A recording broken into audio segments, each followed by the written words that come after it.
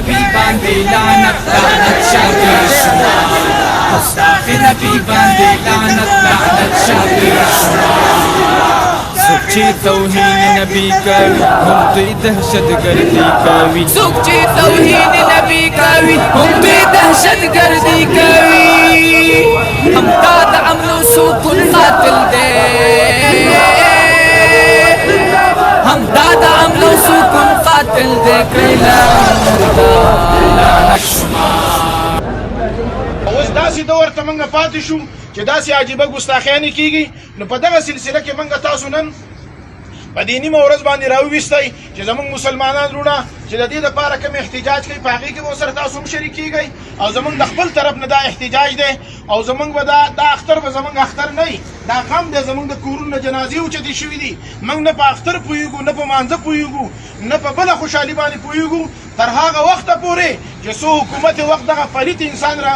نیولی نه او د خلکو د مخې دی پانسي کړی نه او دی ټوټه ټوټه کړی نه نو زمونږ د دې نه په اخوا زمونږ ټولې خوشحاليانې په دې سره ختمې شوي دي. الحمد لله وکفا وسلام علی عباده الذین اصطفى اما بعد. خوږو طالب علمانو وروڼو نن چې زمونږ په دې ملک کې چې دغه ملک دا د اسلام په نوم باندې جوړ شوی دی او کم زمونږ د نوي نسل چې په کم انداز باندې تربیتونه دی کوي او نن د هغې نتیجه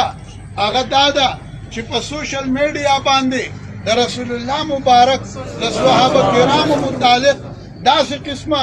هغه ذهنیت دی خپل را منتقل کوي چې دننه دوی زموږ د نوي نسل د دماغو سره څه کړي دي او دغه الفاظ دا چې په کوم انداز کې لیکلی شوي دي دا بچګانه الفاظ دي دا د تاریخ خلاف دي. عالم اسلام باندې دا غم دی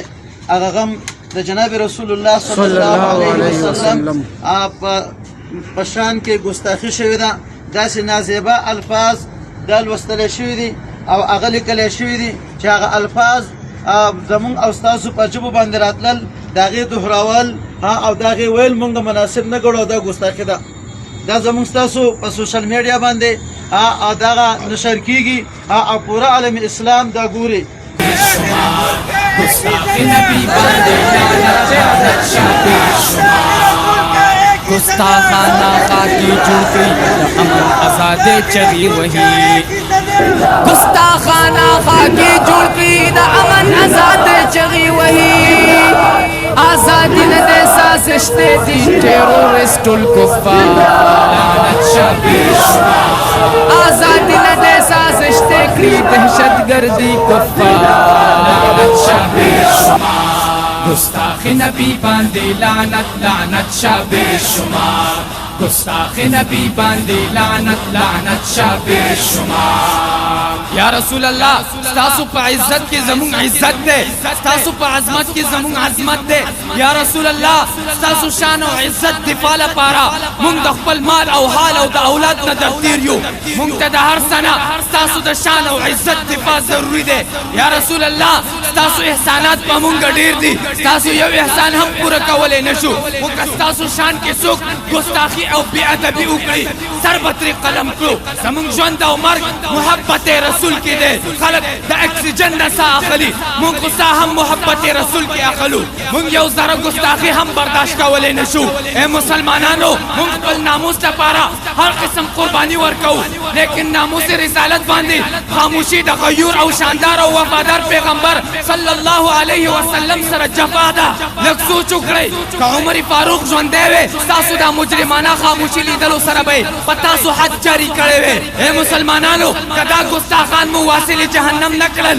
نو مونږ ژوندي به د مړو سره حساب یو یا رسول الله مونږ به تاسو ته ډېر شرمنده یو مونږ به تاسو ته په کومو سترګو درځو خو که څوک مو ستاسو عشق او محبت کې ستاسو شان ته دفاع لپاره کرداره رسوي تر څو مو چې وجود کې ستا وي نو مونږ به هم دا ناره لګو چې فداک ابي و امي یا رسول الله